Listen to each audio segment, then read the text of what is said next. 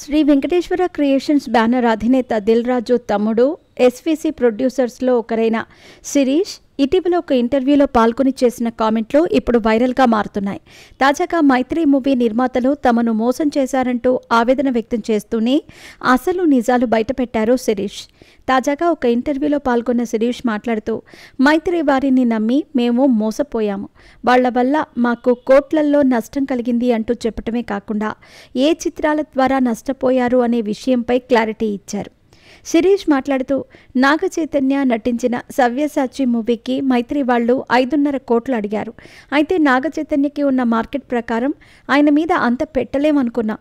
ఇదే విషయాన్ని చెబితే నష్టం వస్తే మేం కవర్ చేస్తామని మమ్మల్ని నమ్మబలికారు.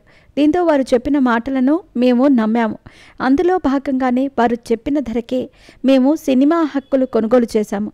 కట్ చేస్తే మాకు 3.5 కోట్ల నష్టం వచ్చింది. ఇదే విషయంపై అడిగితే స్పందించలేదు. నాగ చైతన్య సవ్యసాచి మూవీ మాత్రమే కాదు, నాని గ్యాంగ్ లీడర్ వల్ల కూడా మేము నష్టపోయాం. నాని నటించిన గ్యాంగ్ లీడర్ చిత్రానికి 7 కోట్ల ఎన్ఆర్ఏ అడిగారు. కానీ ఆ సినిమా వల్ల కూడా 1,75,00,000 నష్టం వచ్చింది.